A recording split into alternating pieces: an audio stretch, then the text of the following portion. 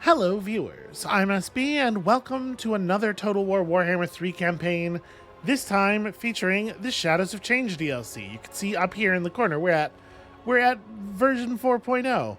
And these are the three fascinating new legendary lords released with this pack. Honestly, I think they're all really rad. There's a pretty decent chance that we're going to play through maybe all of their campaigns at some point in the near future. But as cool as Yuan Bo, the Jade Dragon, and the Changeling, who doesn't even use the normal settlement system and who can transform into any legendary lord, are, how was I ever going to turn down the Hag Mother? Just look at her whole vibe. This is it. This is it. This is the whole vibe. This is how I dress every single day. So we're gonna play Immortal Empires. I am Prince. We're going big. We're going perhaps the tiniest bit too grand. And we're going to play as Kislev, which is one of the major factions from Total Warhammer 3 that I still have not played as. I do not know their mechanics. Rule. Kislev has my protection. So obviously we have a little bit less of an Arctic vibe here, but look at all of this, and then also all of that.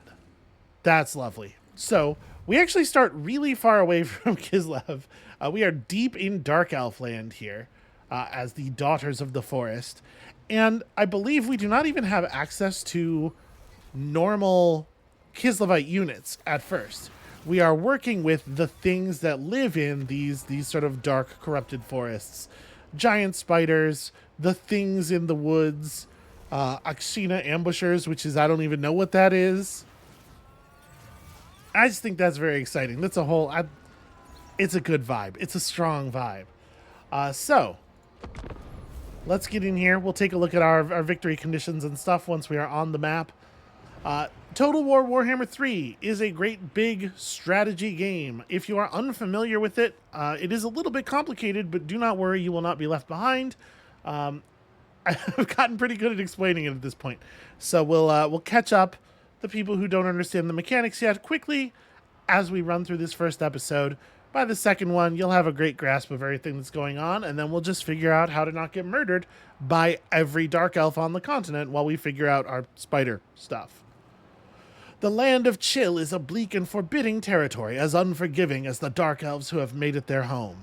Most in Nagaroth dwell in one of the heavily fortified cities, whose sinister pinnacles rise high into the storm-racked sky. Depraved places, where murder lurks in every shadow and the weak are slain for the amusement of the strong. Throughout history, many foolish interlopers have taken on the Druki on their own barren soil. More often than not, their dead bodies end up nourishing it. But that's not gonna be us. It doesn't work out for everybody else, but for some reason, for us, it's gonna be... We're gonna be fine. It's gonna be okay. I have to say, I'm not a big fan of the Dark Elves, so I am looking forward to the opportunity to just spend a bunch of turns stomping them early on.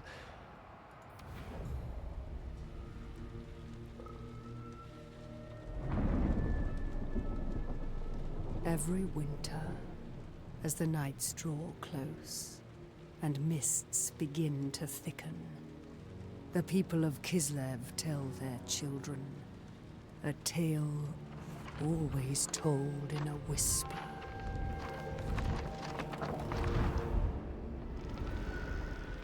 From the dark heart of the woods, the Hag Mother watches. For those who bring destruction to the forests of the motherland, do so unto themselves.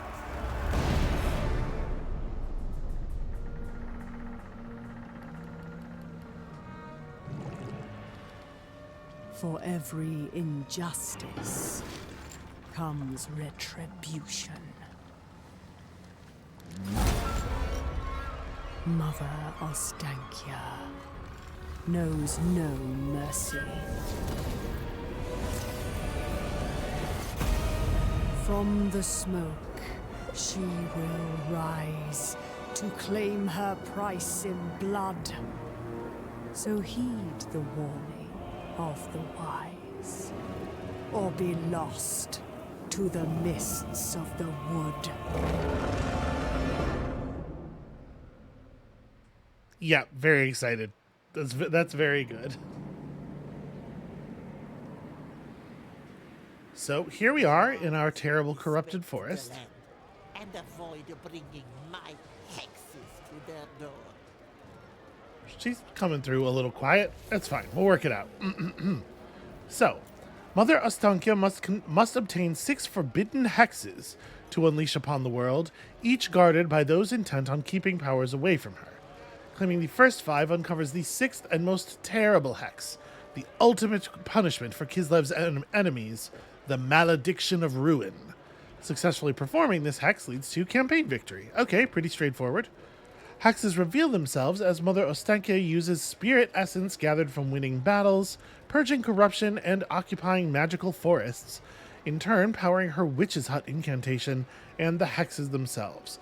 So magical forest is a particular terrain type. There are not a huge number of magical forests on the world map, but I think I know approximately where they all are. So that's an interesting potential goal. So you have up here our spirit essence counter, primarily gained from fighting battles and maintaining low levels of corruption. Okay. So we got our very first mission. Yeah, there's dark elves. Go step on them. The cruelty of the dark elves continues to threaten the people of Kislev. And also here, which is not Kislev, but where we are. Okay, so it's time to give them something to fear on their home soil. Make their armies bleed, etc. Mother Ostankya will learn the Purification Chant hex, which is pretty important, it seems like, and also we'll get some Spirit Essence. Alright, we're absolutely going to do that. So, most of this game is moving armies, represented by a thing with a big flag and a little bar next to the flag, around this map to attack other armies and conquer cities, right? There are also these like map agents who can run around, they're heroes and they don't engage directly in battle, although you can fold them into an army and use them as a combat unit.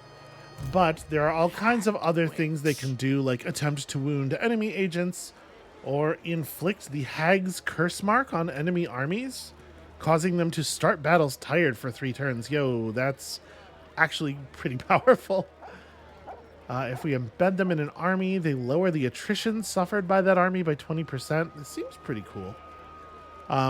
For the moment, yeah, get in here. Join this army.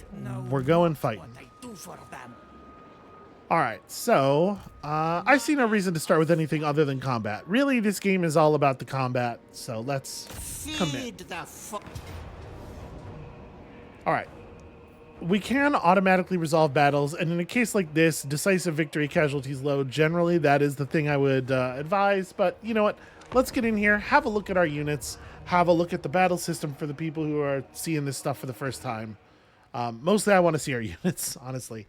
I'm a little surprised that this, like, starting garbage army has a Hydra in it. That's a pretty advanced monster. And I don't know how easy it's going to be for us to kill it. It does not have a lot of armor. 60 armor is like sort of a middle value. And we do have some ranged units. Mother Ostankya has magic, presumably. We'll figure it out. We'll figure something out. They also have a unit of witch elves. You can see their sort of like their rough idea here. And some bleak swords, because that's what they call their basic sword infantry, because dark elves are insufferable. And then also Astrala herself here. So the Lord leading an army always appears in battle as a unit. Let's have a quick look at our roster. So here we have Ostankya and the Hag Witch that we just folded in. This Hag Witch is actually, that's interesting. So units use their melee attack to roll attacks against enemies. Melee defense reduces the likelihood of success of the attack roll, and then if you hit, you do damage with your weapon strength. Very common stuff. Generally speaking, to have a good chance of hitting, you want your attack to be like at least as high as the defense of the thing that you're swinging at.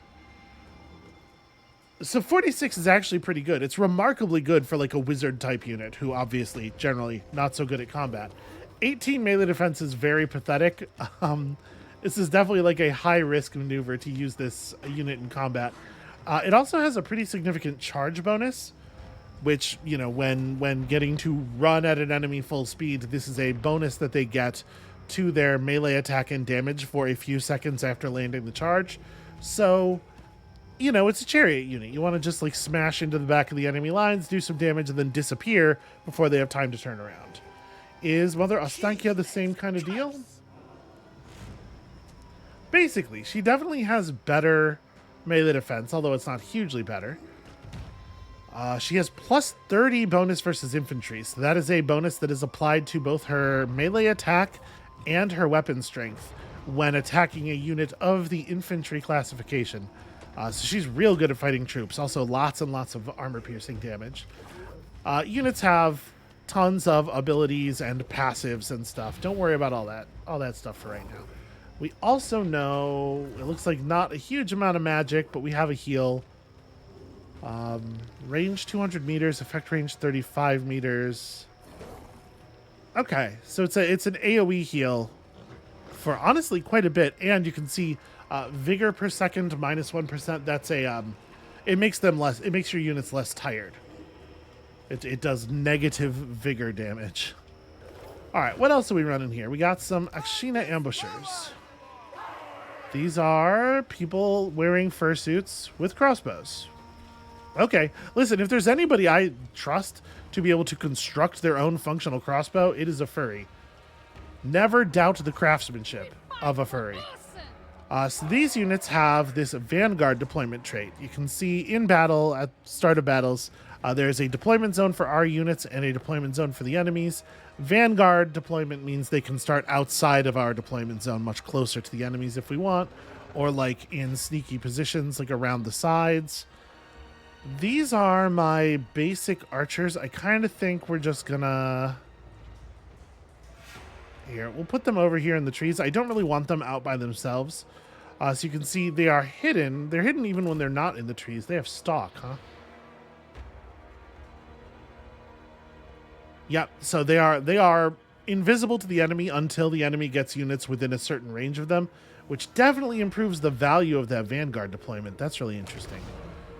28 melee attack, 32 melee defense. Not really, melee combat units. Armor-piercing missiles. You can see a lot of their damage is armor-piercing. More than half of the damage they deal pierces through armor, which is pretty great. It'd be good for shooting at that Hydra. And if our leadership is wavering or lower, we become unbreakable. We become immune to leadership damage. So we'll talk about leadership damage when the battle actually starts. But that's a pretty good crossbow unit. Pretty sneaky, good crossbow unit. We have an Incarnate Elemental of Beasts, which is the thing that was doing that. Here, we can get this off the screen. It's a great big anti-large monster. It gets 35 bonus attack and damage against large stuff. It doesn't have a ton of armor, but it does have a flat 20% resistance physical damage. That's rad. And yeah, kind of really poor melee defense. Easy for it to get killed. We got to be careful with it, but it is a powerful hammer.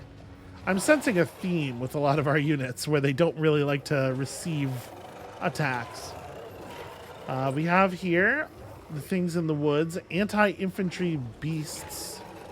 16 bonus versus infantry. Pretty good. Decent charge bonus.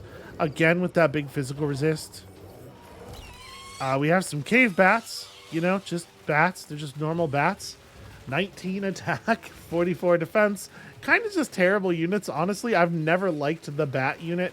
And this one seems to be exactly the same bat unit that all the vampire factions get. So that's a bummer. But there is something to be said for a thing that is fast and flying as a way of like harassing enemy archers, stuff like that. Then we got these giant spiders. 32 attack, 40 defense with poison. So in this game, poison is not a damage over time sort of thing. It is a stat debuff. It lowers speed and damage output. Weapons are mostly armor piercing.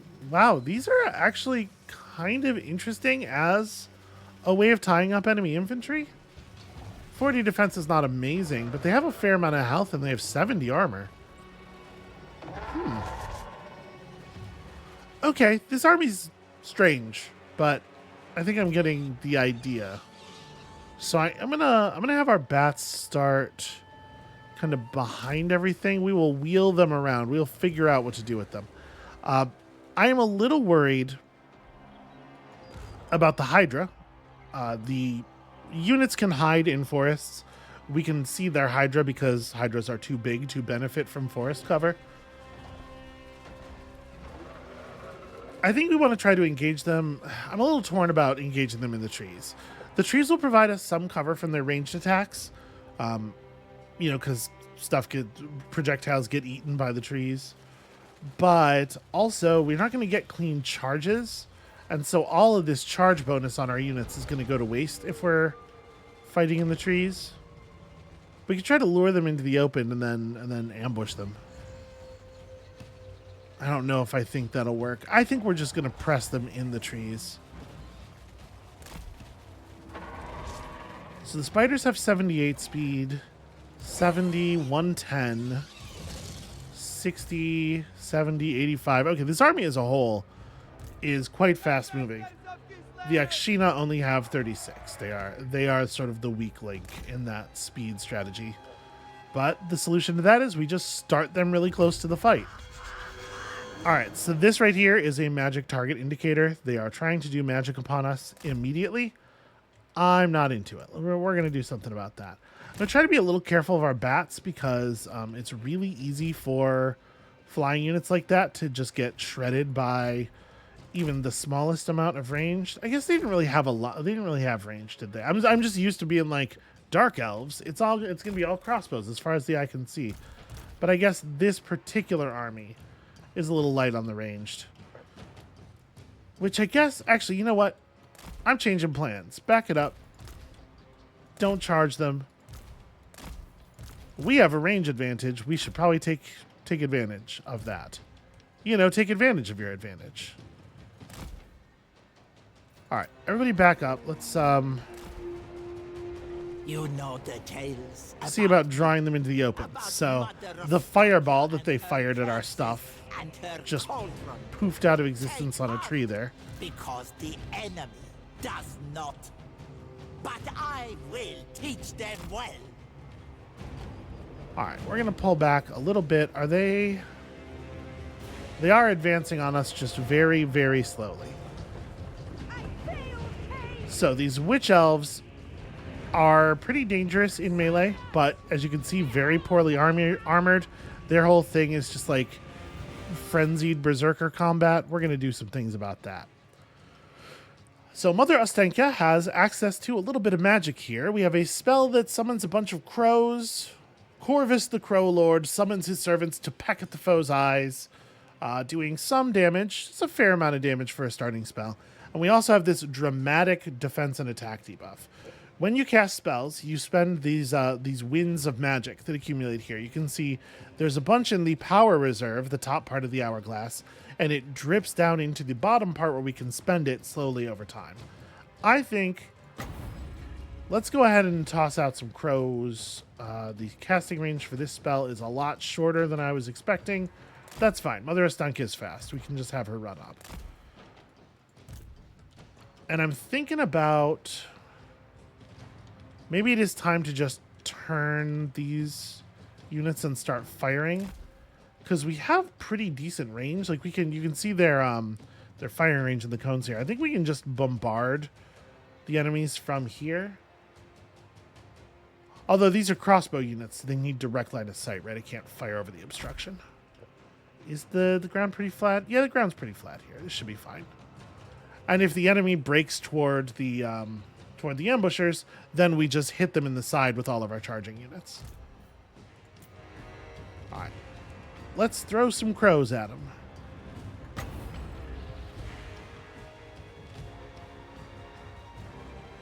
You can see her rolling up here, kind of in slow motion. That seems like a good spot. That'll catch a lot of them or make them slow down or something. Mother Ostankya.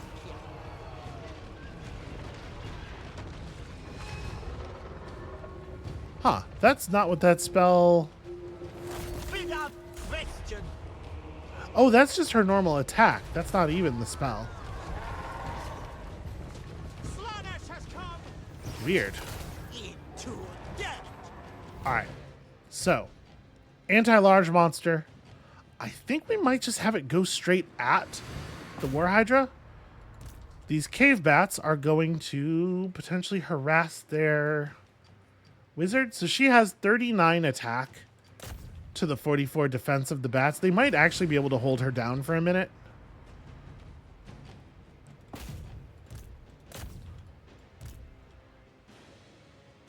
Let's have y'all just fire into the flanks of our enemies. And I think I'm going to have this Hag Witch break sideways. Summons a unit. Oh, okay. We have summons. I didn't even look at our secondary caster. Also, Wissen's Wild Form, which dramatically boosts the toughness and weapon damage of a unit in combat. Definitely a thing we'll be making use of at some point. But yeah, let's just have at them like this. We're going to have the things in the woods. Maybe break this way instead, actually. I should not have set up these guys and the archers on the same side. Because I don't want them to block the archers' movement, obviously. Wow, those spiders are having an effect. So my plan here is to make use of the bats as a distraction to charge their sorceress in the back. So let's talk about what's happening here. You can see these units have received a ton of damage. The red health bar has gone down. And as a result of that and also some other things here, their white bar has been depleted. The white bar is the leadership bar. It's their morale, effectively. And things like taking a ton of damage, being charged by enemies, being in melee with enemies who cause fear, or having spells cast on you, all can deplete your leadership. And when a unit's leadership runs out, it panics. It throws up the white flag, tries to run away. You win a battle by having all of the enemy units either dead or fleeing at the same time. And it's going to be that second thing most of the time. Units generally will not stick around until they are eliminated. They will panic and bail once it is clear they are losing. Speaking of losing, let's debuff that War Hydra, because our man, we know, is not so good at the surviving combat part of combat.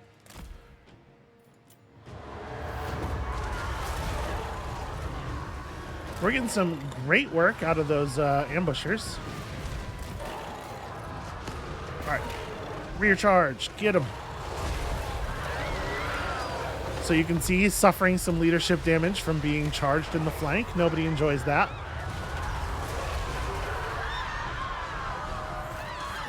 My intended chariot charge on their wizard did not work out because their fleeing units got in my way. Alright. That incarnate of beasts is fucking this Hydra up in a very serious way. And basically all of their units are just running and screaming and taking tons of fire from the ambushers. And there we go. They all surrendered. There will be no survivors.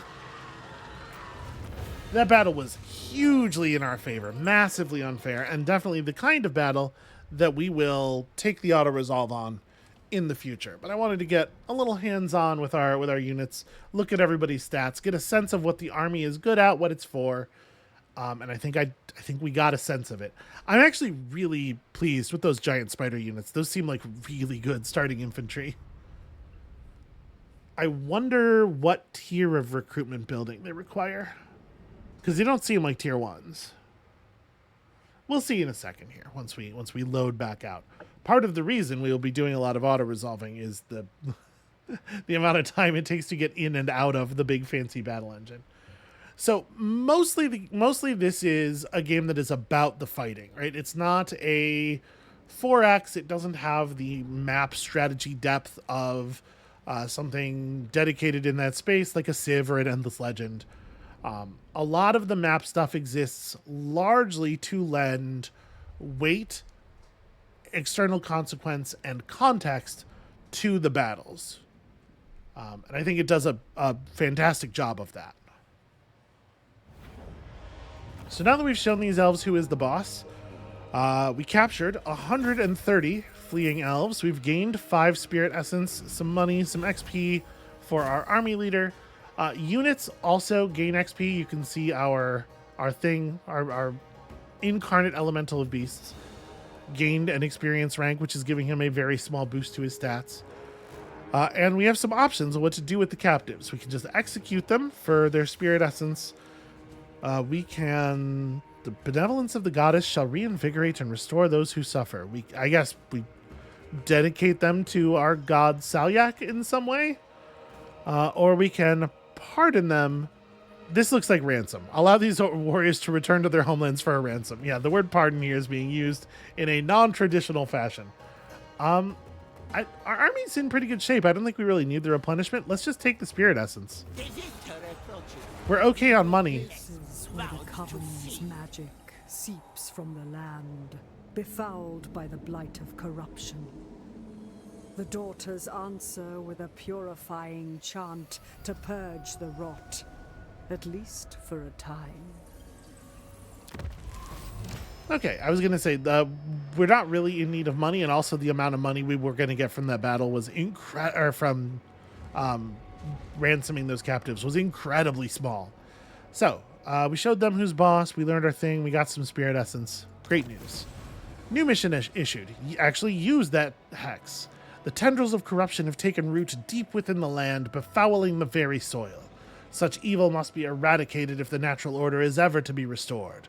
Enact the purification chant, for only then can we begin to cleanse the land of the scourge of chaos. So yeah, once discovered, a hag is performed by left-clicking on its thing. Yeah, okay.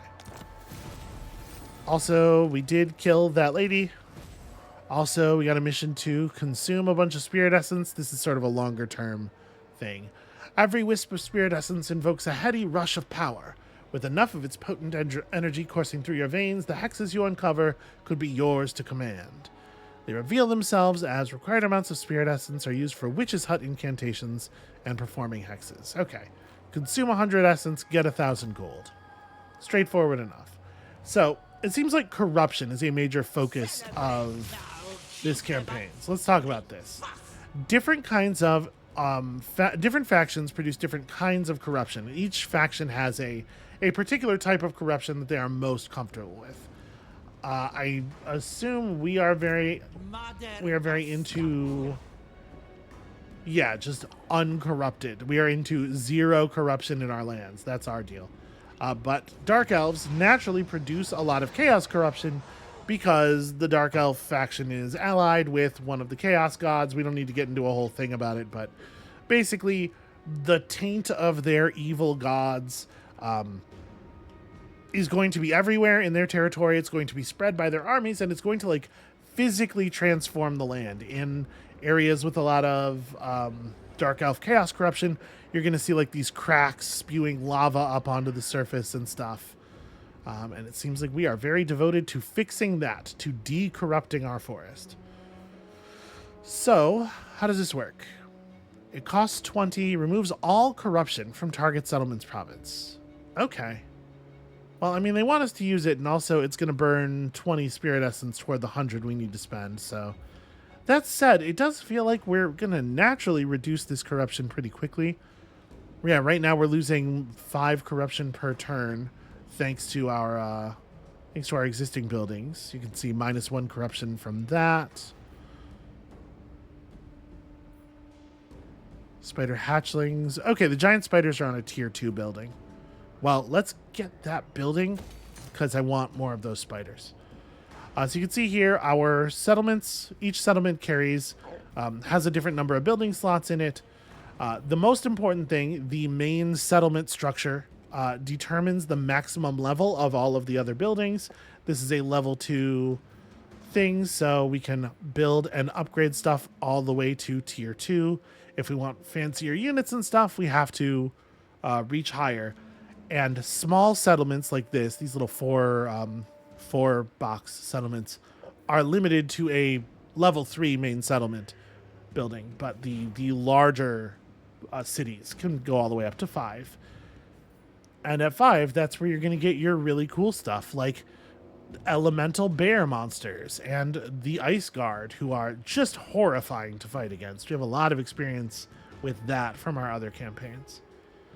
Also, sometimes settlements will be special, and they will have a particular landmark that can be constructed in them. So here, if we get this up to tier 3, we can build Ostankya's hut, which will produce a bunch of spirit essence, lower the cost of hexes, make a bunch of money. Yeah, this seems great.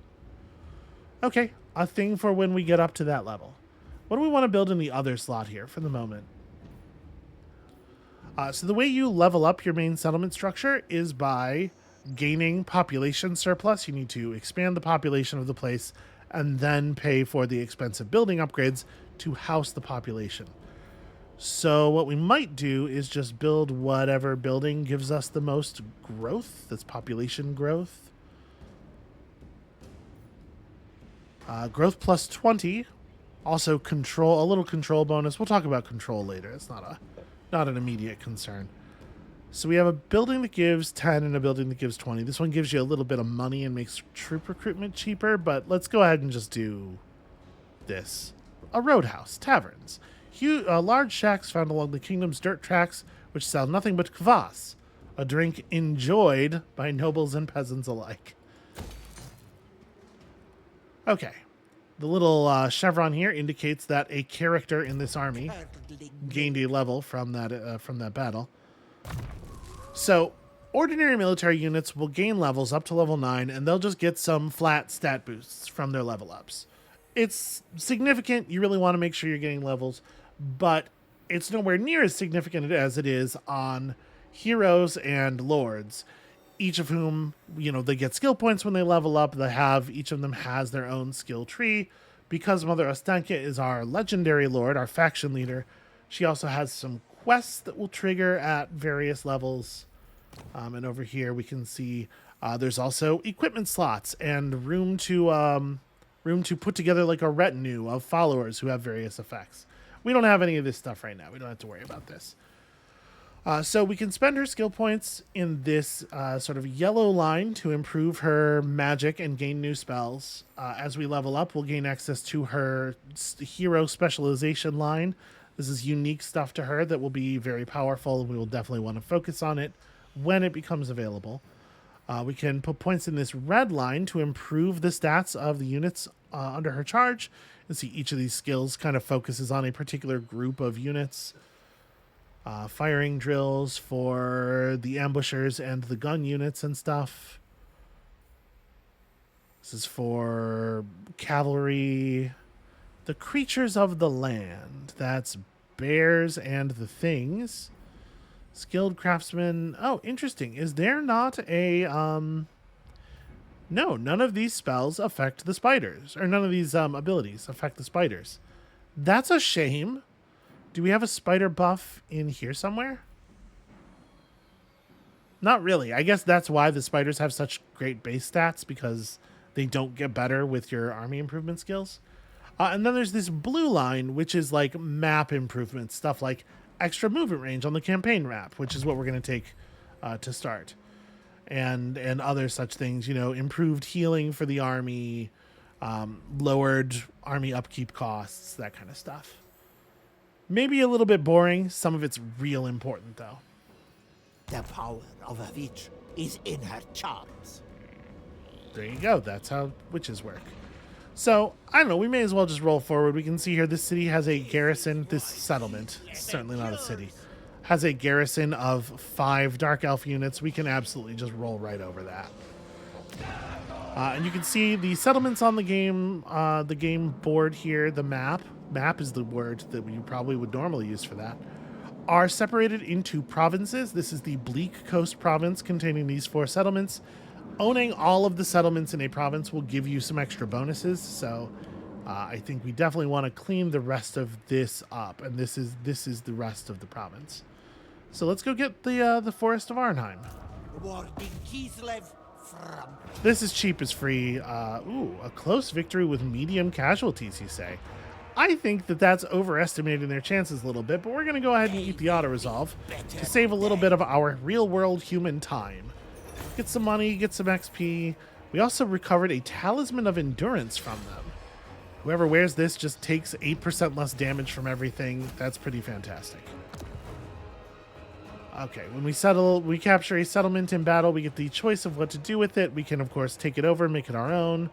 We can loot it, fuck up all the buildings, and then take it over, which is, you know, sort of counterproductive. Little mixed message there. I think we do want this. We want to take over this whole province. So yeah, she gets the talisman. That's exactly what I would have done with it. You've discovered a trinket. Combine it with another in the witch's hut to create an incantation. Oh, interesting. We should probably, like, figure out how the witch's hut works. Spirits, I see. So, the battle that we didn't see did a whole lot of damage to our units. You can see this yellow block is how much health they will recover if we just leave them in their current situation for the turn. Units inside of a settlement recover considerably more health than units that are just outside in friendly territory. This will work just fine. She gained another level, and I think that we probably want to focus on her magic at first. I love movement range so much. I would pretty much always will take a skill that gives campaign movement over everything. So to open up the rest of the spells, we have to put a point in Flock of Doom. This is a spell we already know, obviously, but this unlocks the ability to overcast it. Basically spend more wind to get more power. And it lowers the cooldown, which is, like, fine. More than just mere baubles. And our hero has gotten her first level, so she is also a spellcaster, and it probably makes sense to focus on her. Well, I guess the question is, are we going to keep her in the army? If we're going to keep her in the army, keep using her as a combat unit, it makes sense to do this. But honestly, your characters do not have an individual access to the Winds of Magic. You have, like, one pool for your whole army. So it isn't super valuable to have two casters in the same army. She definitely has some value, just like keeping her around as a chariot, disregarding the spell casting. But maybe we want to level up some of her hero stuff instead, like her ability to wound enemy heroes. Take them off the map. I'm not sure what her future is. For the moment, she can do well enough in the army just being a chariot. All right, and before we end the turn, we should definitely start recruiting more units. You can see each army can hold up to 20 units. Magic is not the only way. Right now, we have Kossars, the most basic Kislevite infantry available, some cave bats, and also spider hatchlings, who definitely have worse stats, like considerably worse. They also have the expendable trait, meaning that your troops don't care if they die. Ordinarily, when your troops see other units under your command dying, it bums them out, their leadership goes down. But nobody cares about the expendable ones. They showed up to die. We know what they were doing. I am going to... we need better recruitment structures. For the moment, let's just get some more bows. But you can see these are traditional bows, and so they are a lot less effective against armor than the crossbows. But, you know, they can also indirect fire. So different areas are going to have different amounts of recruitment that they can handle per turn. Here we have enough power. We have enough recruitment power to pull 2 units worth of guys. That may change over the course of the game. You can also do global recruitment, which has a different recruitment capacity, but units pulled in this way are considerably more expensive and they take twice as long to arrive. We're not going to worry about that for right now. Unless, I guess, do I think I'm going to sit still for 2 turns? I might. Units are really expensive when you bring them in this way, though. Yeah, I'm not gonna bother. Let's just keep hiring stuff in the efficient way. Okay, so we've managed our territory, we've managed our army. That stuff's done for the first turn. And we do want to do this. Oh, you can only target a settlement belonging to you. I was going to just, like, dump it on a Dark Elf and ruin their day. But sure, we'll just do it here. Salia, mother, widow. Immediately get our spirit essence back, because, you know, Avoid missions. the beast. The words of the purification chant echo across the land, burning all traces of corruption from the soil. No longer shall wickedness taint the earth here.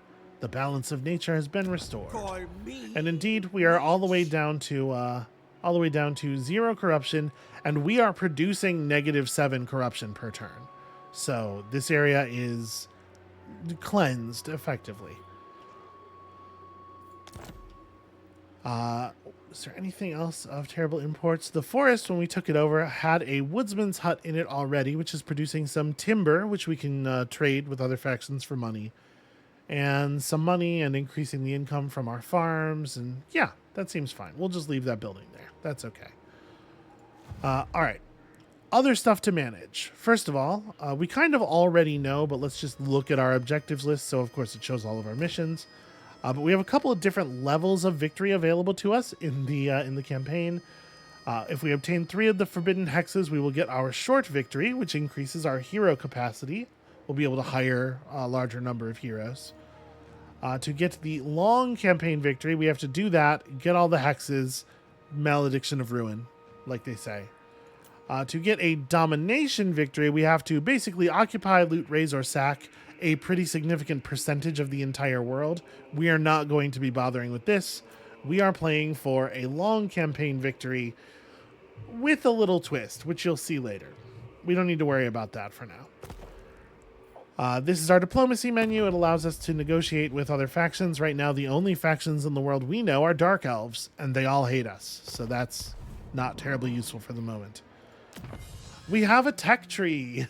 You can see all of these techs require a various amount of time and also sometimes spirit essence in order to research. And we actually have a lot of boxes of tech. Interesting. So what's going on with these ones that have extra cost? Are they super powerful? 10% spell resistance for all armies, a dramatic improvement in line of sight. Sympathetic undergrowth gives... What does snipe do? Oh, wow. Remains hidden while firing is huge. Campaign movement up for all armies. That's also huge. Enemies starting their turn in our regions will get a dramatic speed decrease. And speed, this speed is the movement speed of units on the battle map, not on the campaign map. For those who offer the correct level of respect, the forest provides a path. Those who do not are never heard of or seen again. This seems like the winner for me. And Fighting Shadows here gives armor and, plus 8 bonus versus infantry for cave bats is interesting. That would only get them up to what, like 27 base attack against cave bats? That's not, against infantry, that's not amazing. But it's good enough to be annoying if you like fly down and hit somebody in the back. And then a big armor boost for all of our, a decent armor boost. Let's take the movement range thing first. This seems very, very good. Your units being able to remain hidden while firing seems super unfair. The tales, the cities. All right, what else? We got a couple more buttons down here. The Ice Court. Send candidates through training to become full-fledged Ice Witches and Frost Maidens. Okay, that's a system that is locked to us at the beginning of the game. Okay, we have to learn Ice Sculpting and Ice Court Discipline. We'll get there. That's not really our main concern. And finally, we have the Witch's Hut. Oh, this is something. So we can combine... Wow. So we combine different colors of trinkets, different types of trinkets that are given color by this system to produce different effects.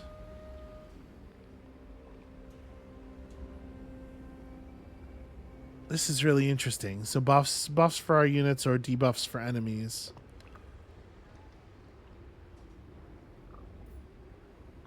Okay, some of these require specific trinkets to be attached to your characters to use them.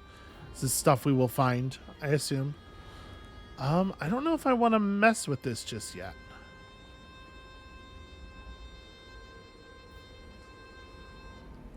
Okay, and it's like, it's looking for colors of things, but there are different types of teeth and different types of wood bits that add different effects to the hex.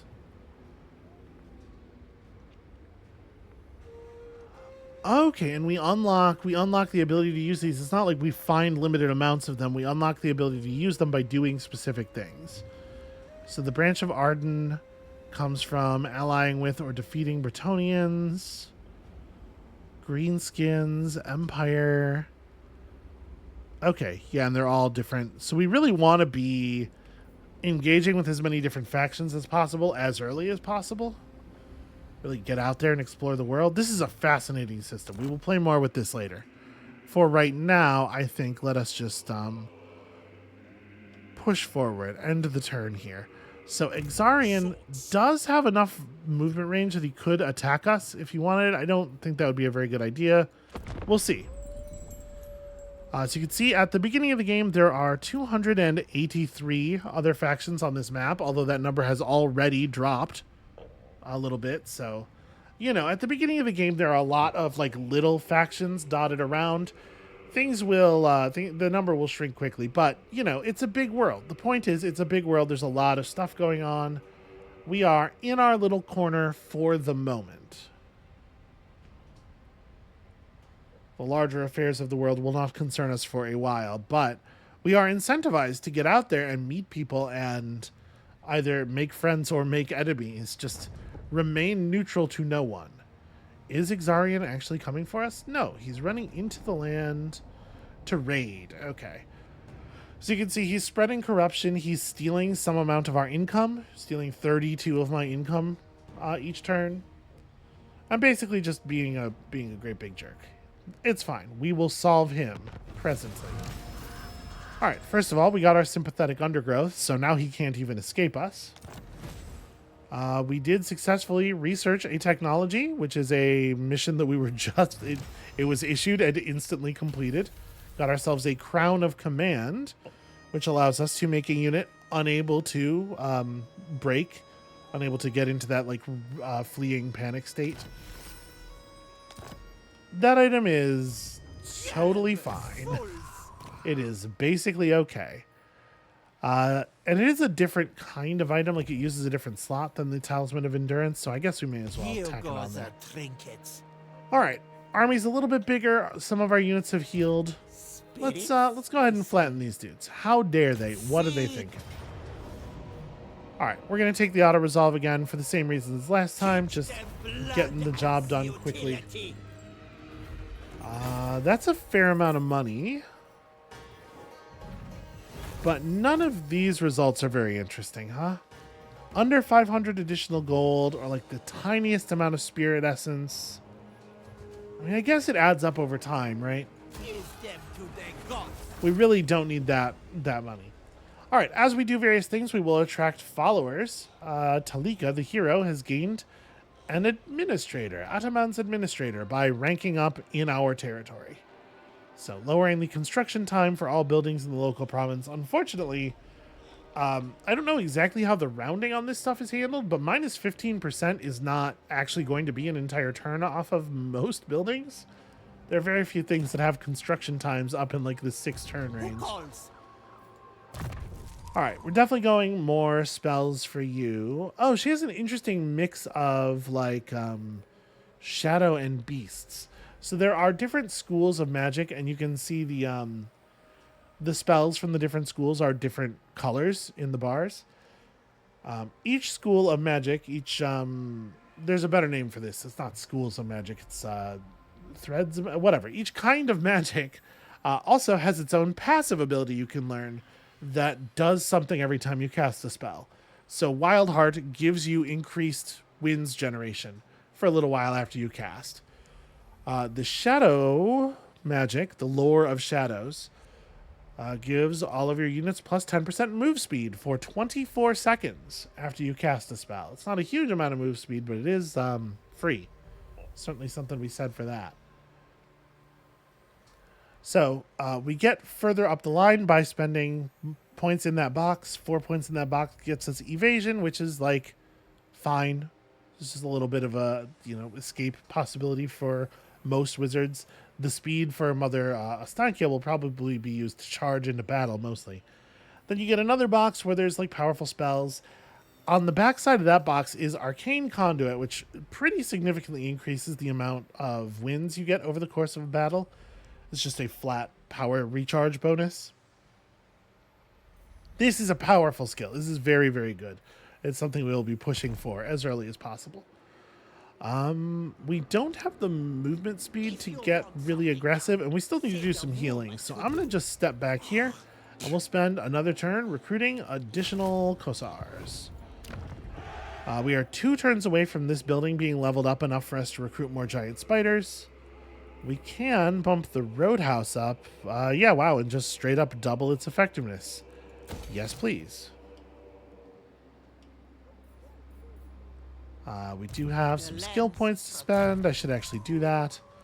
So I think for the moment, Flock of Doom is fine. Let's grab Wildheart, because it just leads to getting to cast a larger number of spells over the course of an engagement.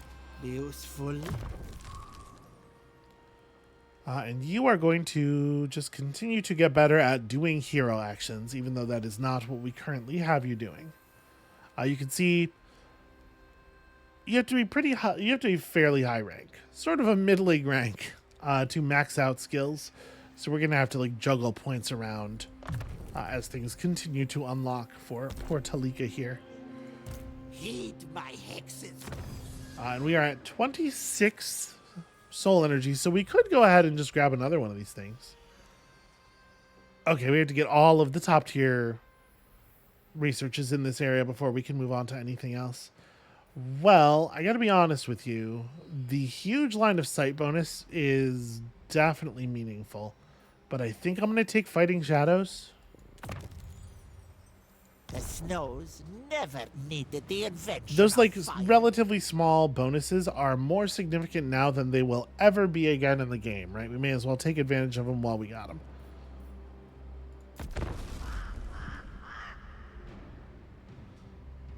All right, let's see. The Dark Elves are going to want to build a replacement army, obviously. I think we probably just completely destroyed their entire standing army, having won battles against 2 armies like that. So I'm expecting we're going to see a new stack start to form here, or maybe at the other city, depending on what they think we're going to do and where their recruitment buildings are.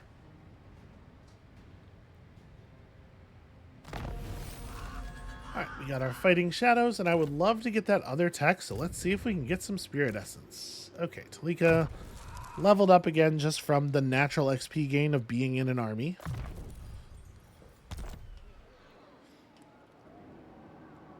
So Arnheim has proper walls. That's what this little like crenellation bit here is meant to express. And a 10-unit garrison to our 13-unit army, but it's important to remember that our units are mostly garbage. Not necessarily very good at assaulting a defended city with, you know, arrow towers and whatnot. So can we reasonably get anywhere near the moon shard? Not really. We can move toward it, just stop on our side of the line. As long as we're in friendly territory, we're still getting healed. But this might be a good time to talk about stances. Armies have different stances that they can be put in that do different things. You know, obviously, the nun stance is sort of the baseline. You can put an army in march mode to get them to move a lot further on the world map, but armies that are in march mode cannot initiate battle and also are tired if they get attacked. So that's a bummer. I am thinking maybe we just step toward the moon shard here. Ah, yes. So they are trying to get their recruitment going, and then because we're still technically in friendly territory, we can recruit. So I will just stand here, recruit as close to moon shard as possible, and see if they try to do anything to stop me. We're 1 turn off of having that, so giant spiders will be a thing again in the near future. We should probably actually research something. So we're out of resources for Tales from the Woods. Ice sculpting lets us get frost maidens. We don't really need at the moment more spellcasting heroes though. This stuff is okay. Growth up in every settlement and casualty replenishment rate up for every army is certainly significant, even if the numbers are not huge. And then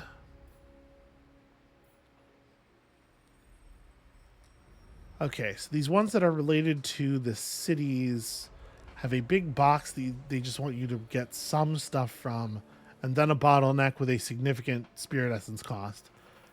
And then more stuff over here. Is any of this really compelling? Ammunition up for the Ice Guard is pretty weird. Unlocks an Ice Court training slot for Ice Witch Lords. So more spellcasting Lords is definitely interesting. Maybe we want to start working on Ice Court control.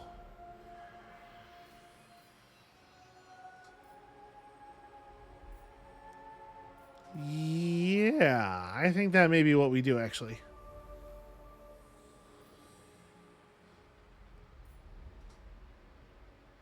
It's going to be a little while before we want to make a second army, probably, because maintaining additional armies can get very expensive upkeep-wise. So maybe we don't need to do that right away. Let's take the bonus to growth and casualty replenishment everywhere. This is a pretty simple and not very flashy research, but it'll do good work for us. Especially given the number of turns there are likely to be in this game. So Velavith is doing the same thing we are. This symbol indicates, mustering. This is the army's current stance. So they are queuing up units for recruitment, and we got to make sure they don't actually get to use them in any functional way. Now, if we attack the city of Arnheim, if we move our army up to the city of Arnheim and put it under siege, the army inside the city will no longer be able to recruit. Because how would the troops get in, right? If it's surrounded and under siege. So that might be a thing that's worth doing. Okay, we're not close enough to be able to see what it is they're doing really, but they are definitely hiring cavalry, which I guess kind of makes sense. It's going to make them way worse against the elemental incarnate of beasts, though. You know what? Let's just grab the Moon Shard. They're not in position to defend it. Let's just make this ours. Alright, decisive victory with low casualties. If we auto-resolve, they will kill our bats. I'm not super attached to bats, but if you can level up a unit, it can get powerful, potentially. Level 9 bats might actually be worth using. So we're going to do this manually just so that we don't lose the bats. And the way we're going to not lose the bats is by not having them join in the battle at all, even a tiny little bit, anywhere, ever. So the enemy sallies out to fight on the field. If they had a real settlement, they would fight from the inside of it, obviously. But this is basically just like some tents on a plain. So they do have a proper unit of crossbows in this army. It's definitely a thing to be a little bit aware of.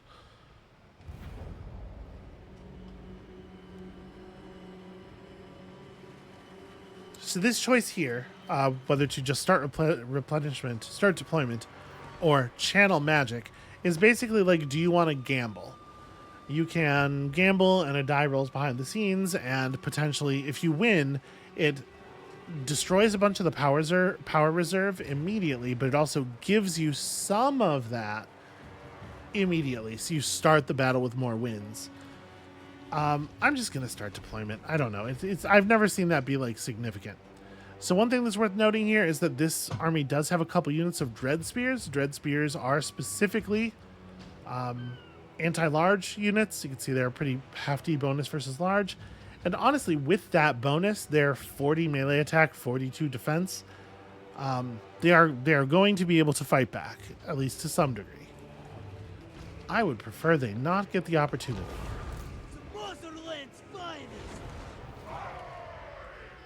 Once again, we're stealthed, just kind of in the open. So these dark shards have 30 armor and a crossbow.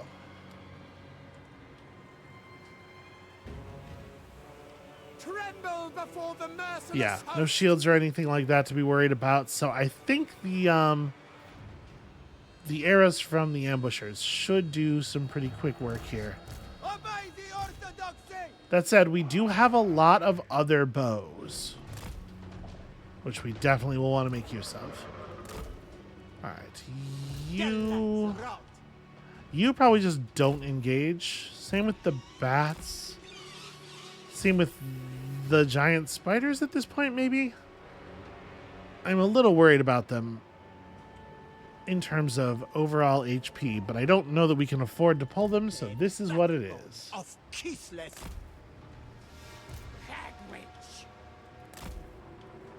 All right, spreading out our heroes.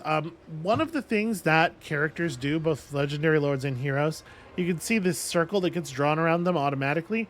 That is the size of their leadership aura. They increase the leadership of other units that are nearby. So spreading them out like this can be very helpful. And without further ado, let's start the battle. And I know that was already like kind of a lot of ado, but here we are.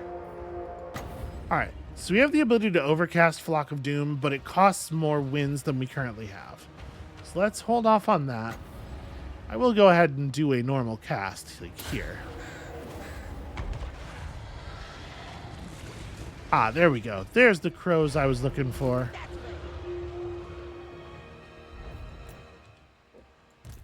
Okay.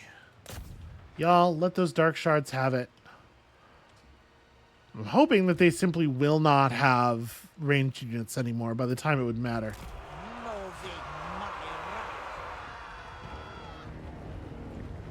Stand shoulder to shoulder.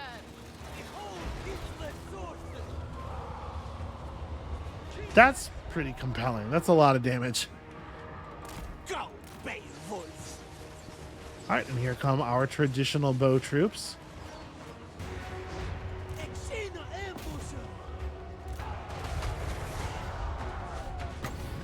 All right, more crows just to make life difficult for the enemy. Now, we don't really want our large units going in on these spear troops directly. The spears are, of course, only super beneficial if you are actually attacking the enemy with them. So you can hit a spear unit in the back for basically like no danger at all. All right, and their units are losing decisively. Let's turn a bunch of y'all to the task of making sure these spears stay weakened. You can probably fight these ones. Okay.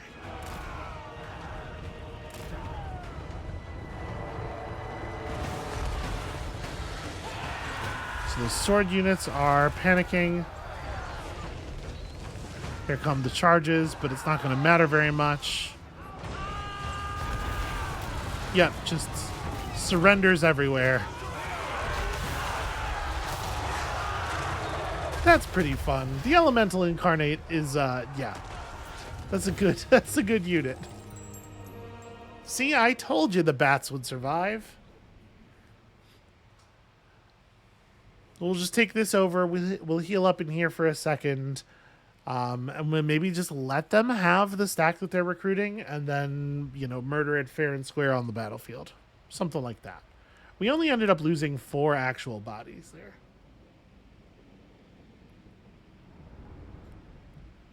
And with a little bit of patience, I might have been able to avoid that too, because it seems like we could have done a lot of that at range, sort of by kiting.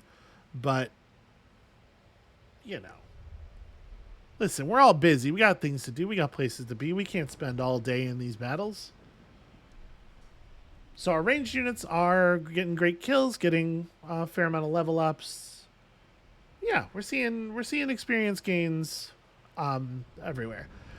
Experience gains on ranged units are especially valuable because ranged units have a hidden accuracy stat that governs how good they are at actually, you know, making the arrow go where the arrow needs to go.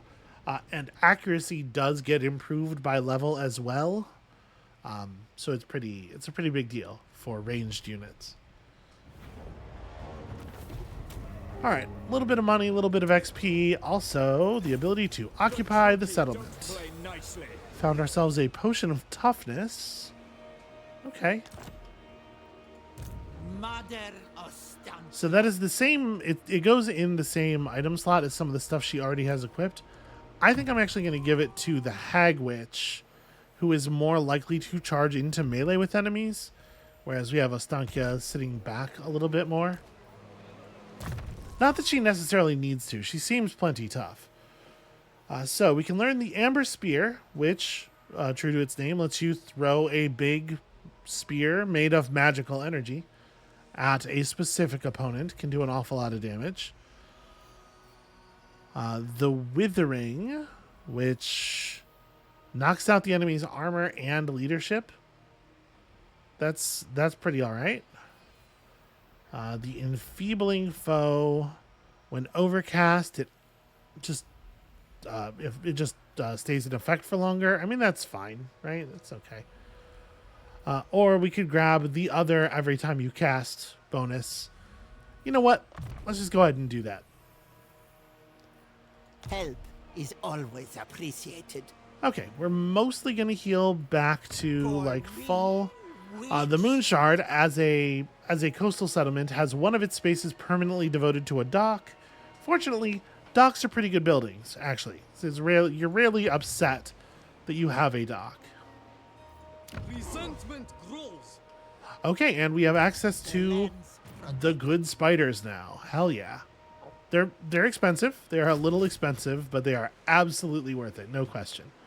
These things seem great. Velivith's army is still tiny. They definitely need to stay in recruitment mode for at least another couple of turns. I'm not worried about them sallying out and trying to prevent us from getting our recruitment done or anything. So let's just go ahead and end that turn.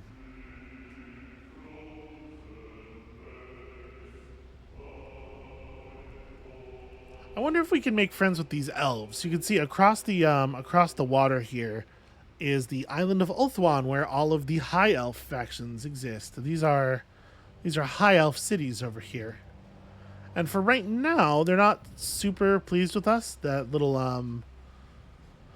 the little orange face that's visible here tells you, okay, neutral and improving. They love it when we do military actions against the Bleak Holds. Well, I have great news for them. They're gonna be real happy with the rest of my plan. So yeah, we'll just have to work our way into an alliance there by having a common enemy, by doing good work on our common enemy. All right, I think we've got our foundation here. We're sort of settled in a little bit. So that is where we're going to call it for today. Thank you all so much for watching. My intention with these episodes is for them to be roughly an hour long, and for there to be somewhere in the neighborhood of 5 of them per week. So when you come back next time, it's going to be another hour of just tap dancing all over the faces of dark elves and saving the world from their chaos corruption. And we'll see you then.